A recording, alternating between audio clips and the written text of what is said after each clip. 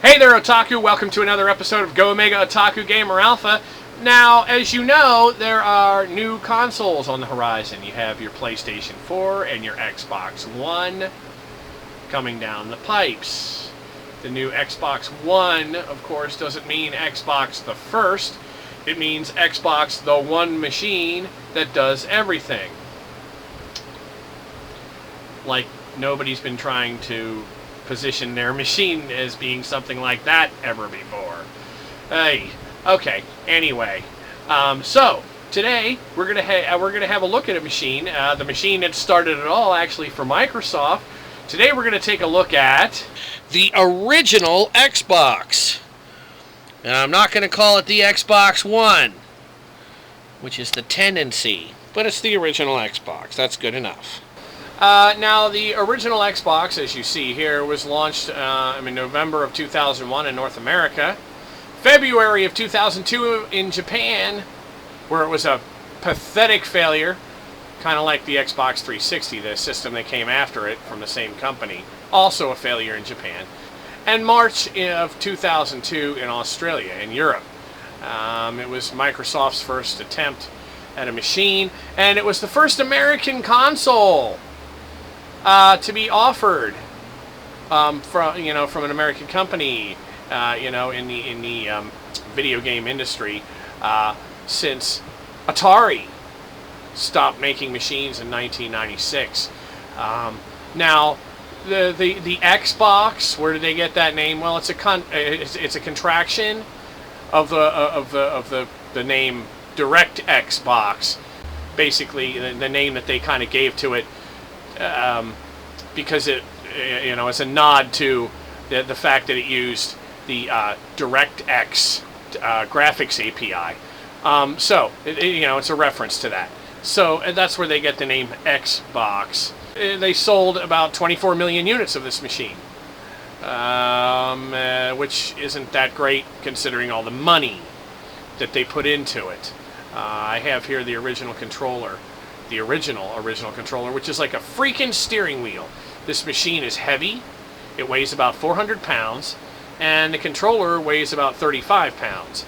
So that's 435 pounds of machinery that you're carrying around. It's like a refrigerator, with a microwave oven attached to it. Seriously, it is heavy, and so is this controller. But I think the controller is designed for more manly hands, like guys with big freaking hands to handle this thing. My hands really aren't that big, but it's still usable. I mean, it's not like it's completely dysfunctional, and I would never part with this controller because, like I said, it is the original one that they gave with the machine. And let's go ahead and take a look at the machine and the controller, shall we? So let's start with the machine itself. Let's look at the face of this thing here. Okay, so this is the tray that slides in and out. Okay, and there are 4 controller ports on here. I have one that's covered up with this thing. This is a this is a wireless adapter for a DVD player type controller thing, a remote control type thing, which I don't have out, and I'm not going to show you right now. It's really not that interesting. Basically, it allows this machine to become a DVD player, which is one of the features that I find lamest about this generation of systems. You know, the PS2 and the Xbox both insisting on playing freaking DVDs. Who cares? All these people bought these systems because of freaking DVDs. You know, in my opinion, it's like, you know, if you're not buying the thing to play games on, if you want a DVD player, go buy a damn DVD player. God. You know, even then, you could get a GameCube for like $200. You could get a DVD player. You could get, at that time, a DVD player for $100.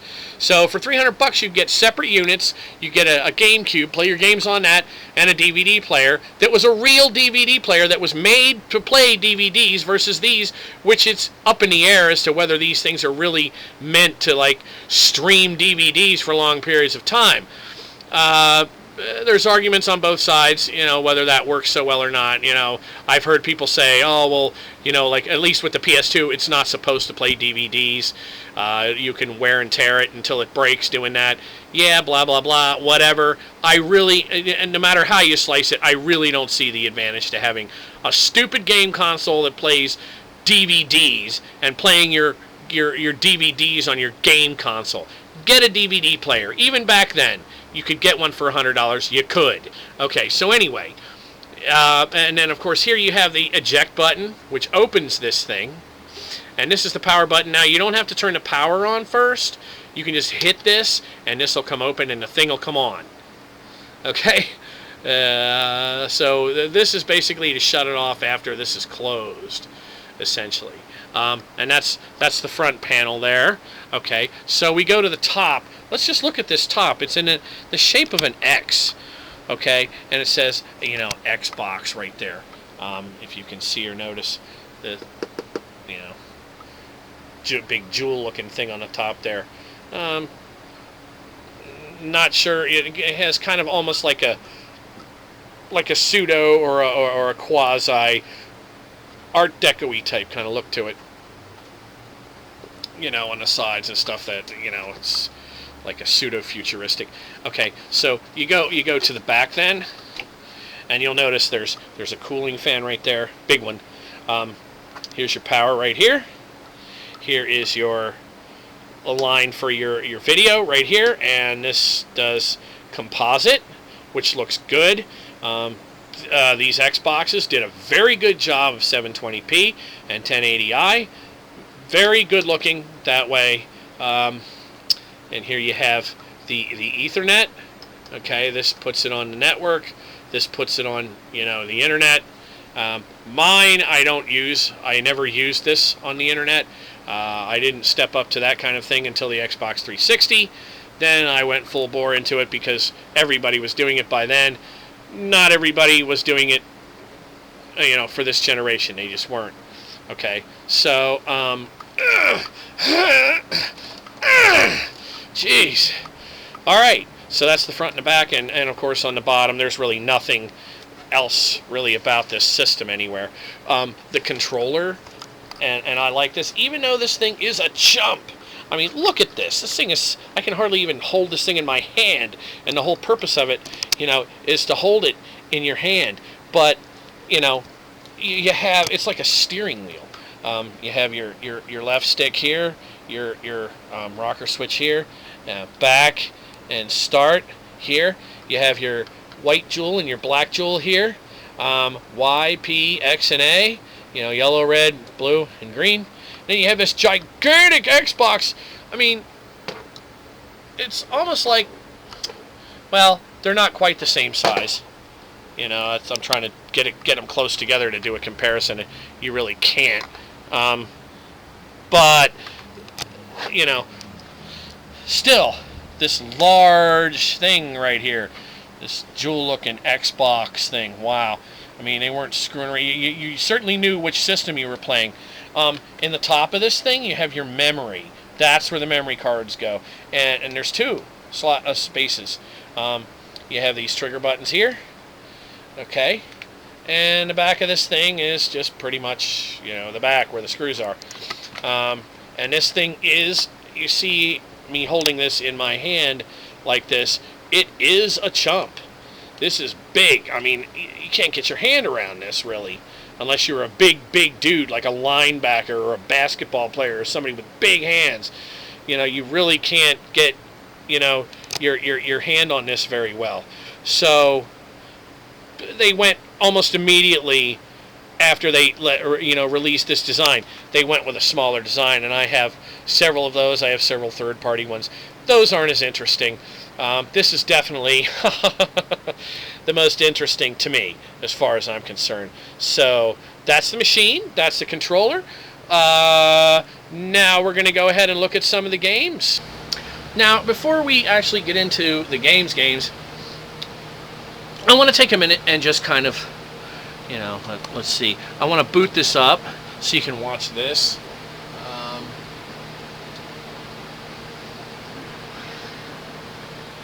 It does this crap. Okay, now I have this running just plain AV because my my YPBPR connection, that's, I had a third-party wire, and it failed. I have about 1 million of these AV connections, but if you see here, maybe you can't see that from that distance, but you have a memory thing here. If you go into that, I have 50,000 plus blocks on the hard disk. I don't have any cards in the controller. So we back out of that. We go into our music, and I haven't put any music on here. But what you could do is take audio CDs and put them on here. Now, something I've noticed about the way these audio CDs play back, the signal is kind of hot, so it's not really the best way in the world. If to put the best music quality in the world does not come from the Xbox, from putting your CDs onto the hard drive. That really doesn't, in my opinion, cut it. Okay. So then, of course, there's Xbox Live. I'm not connected. I don't even have an Ethernet port in there, so that's irrelevant. And I don't think they offer service for this Xbox anymore. They supported the Xbox for maybe 4 years. No, I don't think they even quite supported it for 5, which they should have at least done. And then, of course, your settings. You got a clock. What language, your audio, your video. Network, of course, and then auto sign-in enabled, which doesn't make a difference really because, like I said, I'm not using the Xbox Live on here. I don't think anybody is really anymore. But we go into the video, and you have your selection of normal, letterbox, or widescreen.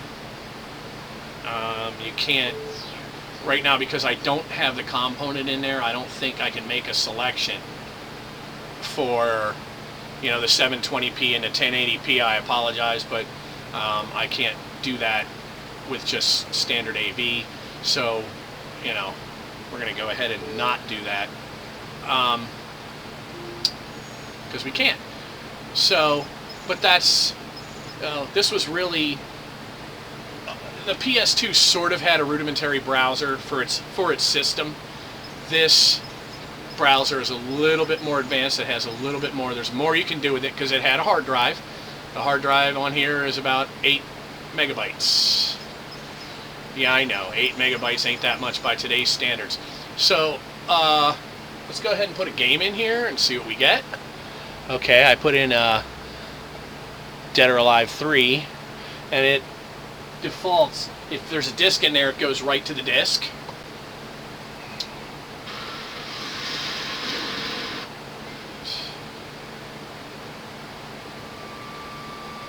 The graphics, even with the AV on this, are quite good.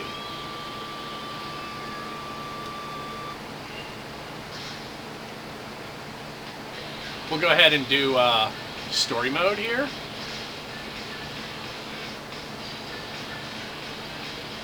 Pump up the jam a little bit.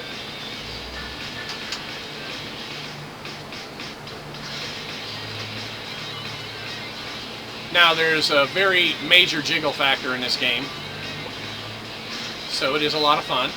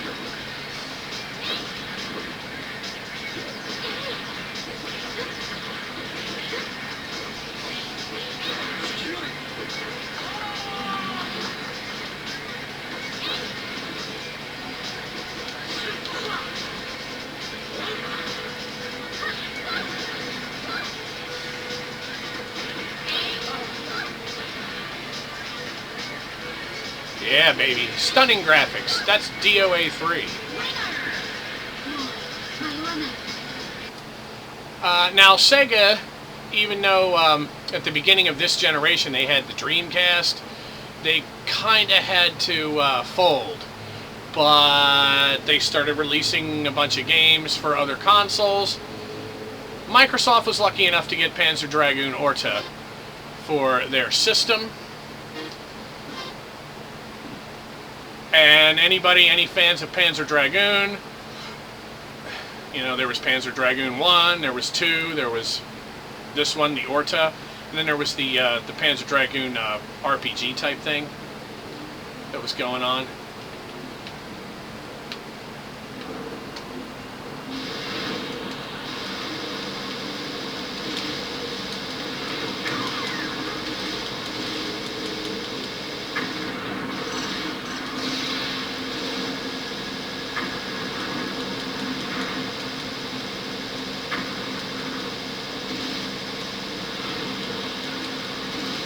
On the back of a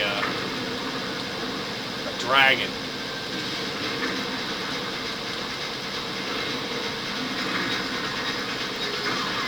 Ooh, that hurt.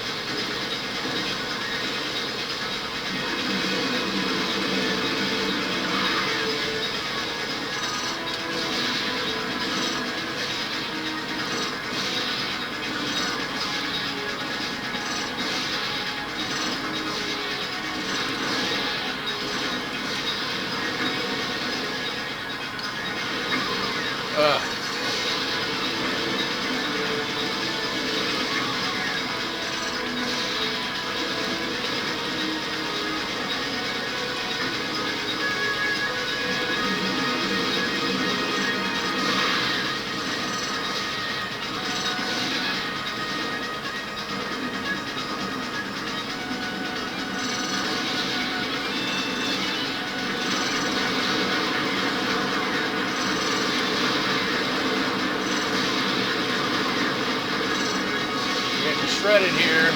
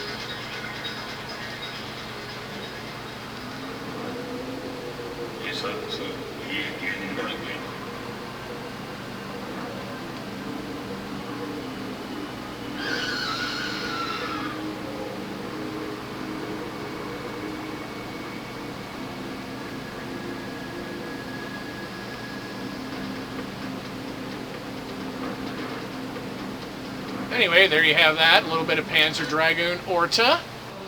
Okay, no review of the original Xbox would be complete without a look at their mascot game, their flagship game that sold the system in the early days, and that's Halo.